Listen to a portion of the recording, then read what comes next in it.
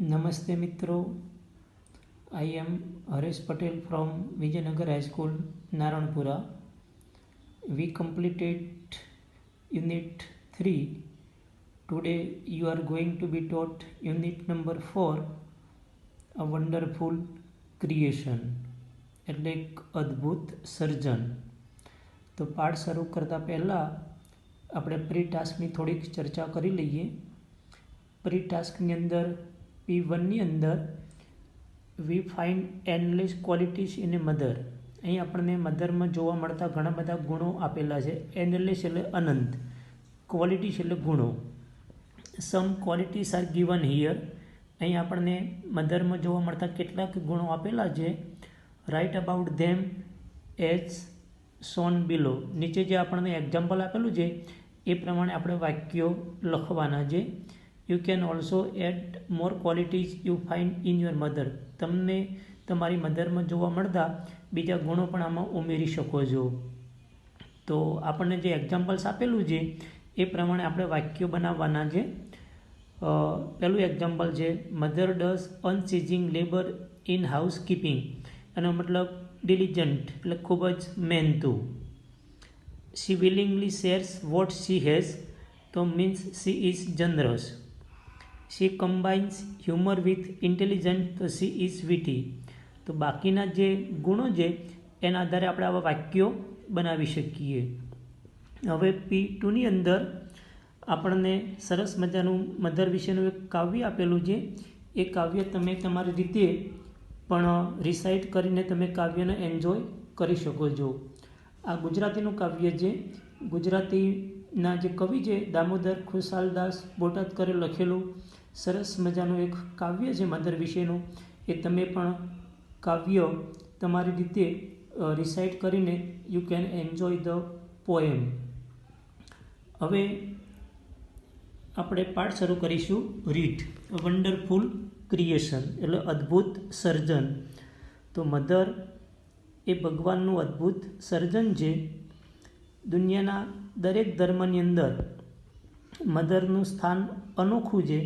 Mother વિશે ઘણા બધા પુસ્તકો પણ લખાયેલા છે. એટલે મધર વિશે જે લખાયેલું છે એ દરેક ધર્મની અંદર ઘણું બધું વિસ્તૃત લખાયેલું છે. પણ પાઠની અંદર આપણને એક નાનકડો પ્રસંગ આપેલો છે, અ વન્ડરફુલ ક્રિએશન. હવે આપણે પાઠની શરૂઆત કરીશું. The good lord was extremely busy that day. Lord એટલે ભગવાન, એક્સ્ટ્રીમલી અત્યંત. એ દિવસે ભગવાન કામમાં ખૂબ જ વ્યસ્ત હતા. બીજી એટલે કામમાં વ્યસ્ત હોવું. The good lord was extremely busy that day. He was in to his 6 day of overtime. Overtime એટલે કામના સમય ઉપરાંત વધારે કામ કરવું, એને આપણે ઓવરટાઈમ કહીએ છીએ. He was in to his 6 day of overtime. તે વધારે કામનો તેમનો 6થો દિવસ હતો. When he was working with full concentration. Concentration એટલે એકાગ્રતા, ફૂલ એટલે પૂરેપૂરું. When he means God. When he was working with full concentration, જ્યારે ભગવાન પૂરેપૂરી એકાગ્રતાથી કામ કરતા હતા. N angel appeared. અપિયર એટલે દેખાવું, હાજર થવું. એન્જલ એટલે દેવદૂત.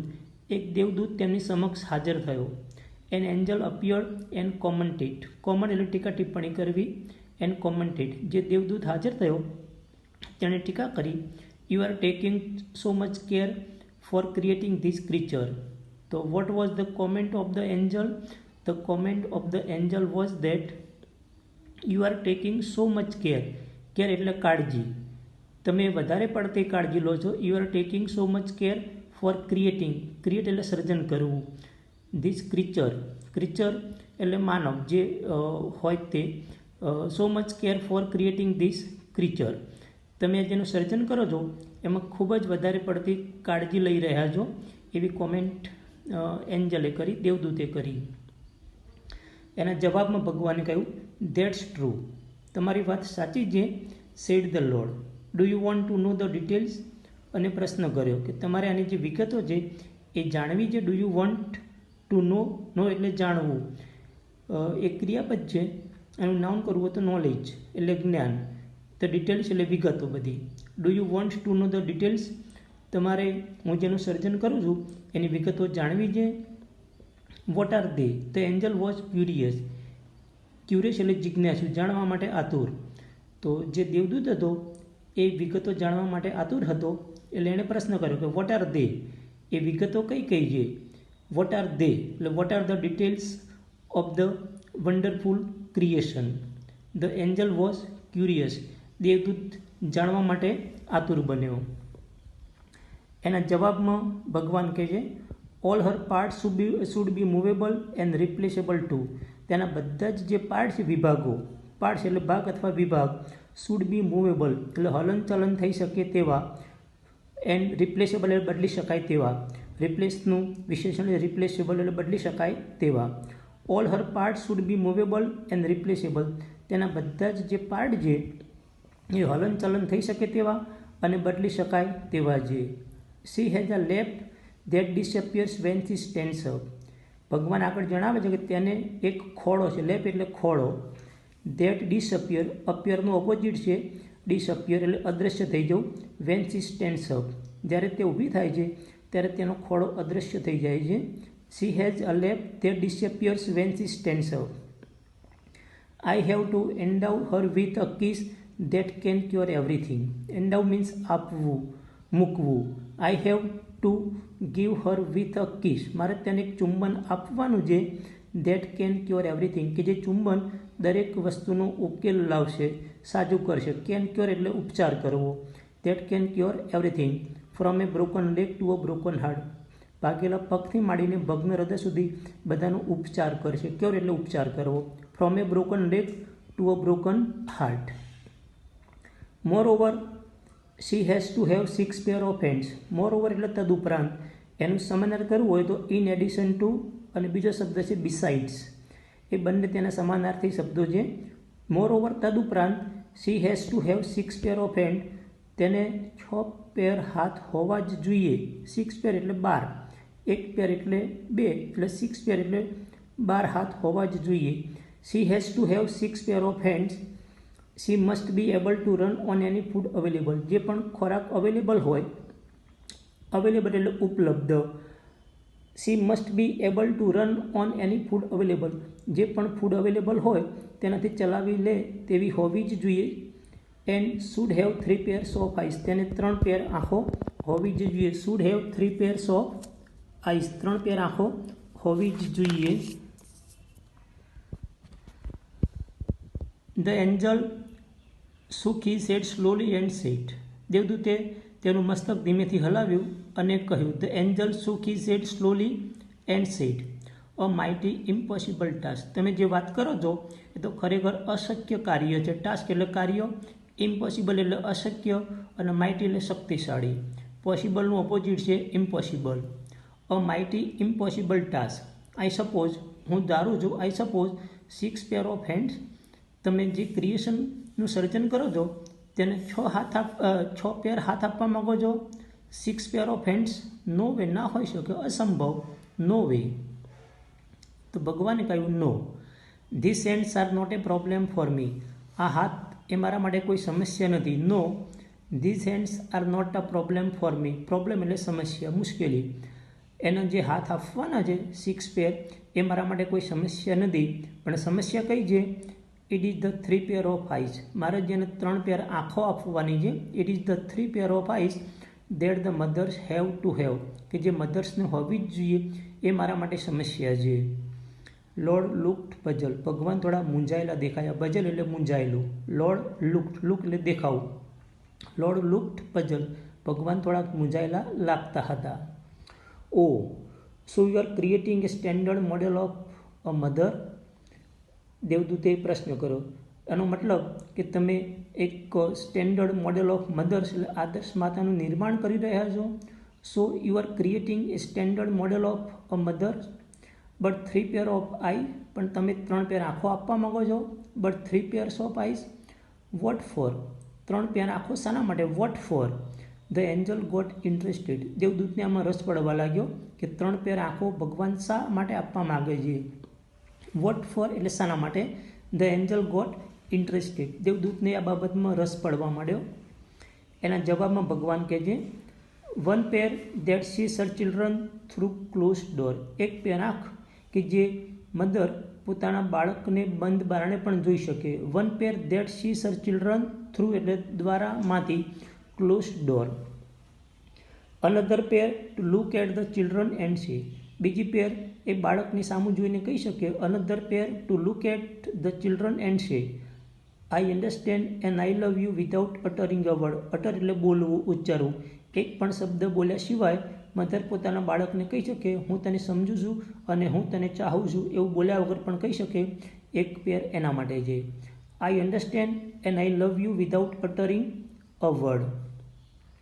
And the third pair to see all secret things without opening them. અને જે ત્રીજી પેર છે એ શેના માટે છે તો એના જવાબમાં ભગવાન કહે છે and the third pair to see all secret things. બધી જ ખાનગી બાબતો જોવા માટે વિધાઉટ ઓપનિંગ ધેમ. આંખને ખોલ્યા સિવાય બધી જ બાબતો જાણી શકે, સિક્રેટ થિંગ્સ જાણી શકે. એના માટે ત્રીજી આંખ ભગવાન આપવા માંગે છે. Lord requested the angel. દેવદૂત હતો તેણે વિનંતી કરી, રિક્વેસ્ટ એટલે વિનંતી કરી, ભગવાન પ્લીઝ ગો ટુ બેડ. તમે સૂઈ જાઓ, please go to bed. Do not take so much trouble in a single day. એક જ દિવસમાં તમે આટલી બધી મુશ્કેલી ન ઉઠાવો. Don't take so much trouble એટલે મુશ્કેલી ઇન એ સિંગલ ડે. એક જ દિવસમાં તમે આટલી બધી મુશ્કેલી લેશો નહીં, તમે આરામ કરો, તમે સૂઈ જાઓ. I can not. He refused. He means god, lord. ભગવાને ના પાડી, રિફ્યુઝ એટલે ના પાડવી. હું આરામ નહીં કરી શકું, હું નહીં સૂઈ શકું. I can not. He refused. I have almost completed the work. મેં મોટાભાગનું કામ પૂરું કર્યું છે. I have almost completed the work. I have put the best of my ideas into this model. મેં જે મારા સારામાં સારો વિચારો હતા, આઈડિયાઝ એટલે વિચારો, મેં આ મોડલમાં મૂક્યા છે. I have put the best of my ideas into this model. મારા જે સારામાં સારા વિચારો હતા એ મેં આ સર્જનમાં મૂક્યા છે. Now this mother will heal herself when she is sick. હવે જે મધર છે જેનું સર્જન કરું છું, now this mother will heal. Heal એટલે ઉપચાર કરવો, સાજું કરવું. Herself when she is sick. જ્યારે મધર માદી હશે ત્યારે પોતાનો ઉપચાર પોતાની જાતે જ કરી શકશે. She would be able to feed a family of 6 member only on half a kilo of cabbage. અડધો કિલો કેબેજ એટલે કોબીજ હશે તો પણ 6 મેમ્બર્સ ફેમિલીના હોય તેના આરામથી જમાડી શકશે. She would be able to feed. Feed એટલે ખવડાવવું, એનું નાઉન કરવું હોય તો ફૂડ થાય. To feed a family of 6 member only on half a kilo of cabbage. And she would manage a child's bath. અને તે બાળકનું જે બાથ છે, play, study, food and sleep without getting irritated. સહેજ પણ ચીડાયા વગર. ગેટ ઇરિટેટેડ ચીડાવું, ગુસ્સે થવું. Without getting irritated. સહેજ પણ ગુસ્સે થયા વગર બાળકનો જે બાથ છે, પ્લે છે, સ્ટડી છે, ફૂડ છે, સ્લીપ છે, બધાને કંઈ પણ ચીડાયા વગર એ બધું મેનેજ કરી શકશે, તેને સરસ રીતે સેટ કરી શકશે એવું કહ્યું. The angel went round the model of the mother. જે પેલો દેવદૂત હતો એ જે મોડેલ હતું એની આજુબાજુ ચક્કર લગાવ્યું. The angel went round. Go રાઉન્ડનું ભૂતકાળ છે. Went round the model of the mother very slowly. બહુ જ ધીમેથી એને ફર્યો. He touched it. તેને સ્પર્શ કર્યો. He touched it and said. અને કહ્યું ઇટ ઇઝ ટુ સોફ્ટ. આ તો એકદમ નાજુક છે. It is too soft. Soft એટલે નાજુક. But very tough. Said the lord excited. પણ ભગવાને કહ્યું બહુ મજબૂત છે. But very tough. આ તો ખૂબ જ મજબૂત છે. Said the lord excited. ઉત્તેજિત થઈને ભગવાને કહ્યું તો બહુ જ મજબૂત છે. You can not imagine what this mother can do and endure. તમે કલ્પના પણ નહીં કરી શકો. ઇમેજિન કલ્પના કરવી. You can not imagine what this mother can do and endure. Endure એટલે સહન કરવું. તમે કલ્પના પણ નહીં કરી શકો કે આ મધર શું કરી શકે અને શું સહન કરી શકે છે. Can it think. શું તે વિચારી શકે છે? Can it think. Not only she can think. ફક્ત તે વિચારી શકતી નથી, બટ કેન રીઝન. અહીંયા રીઝનનો મતલબ તાર્કિક રીતે વિચારવું એવો લેવાનો છે, કારણ એવો લેવાનો નથી. Not only can she think but can reason. ફક્ત વિચારી શકતી નથી પણ તાર્કિક રીતે વિચારી શકે છે. And compromise too. સમાધાન પણ કરી શકે છે. કોમ્પ્રોમાઇઝ એટલે સમાધાન કરવું. Said the lord. ભગવાને દેવદૂતને સમજાવ્યું. The angel was impressed. દેવદૂત આ સાંભળીને પ્રભાવિત થયો. The angel was impressed. દેવદૂત પ્રભાવિત થયો. He went closer to the model.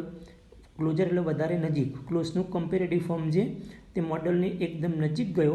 And moved his finger across the cheek. તેણે ગાલની આજુબાજુ તેની આંગળી ફેરવી. And moved his finger across the cheek. Cheek એટલે ગાલ.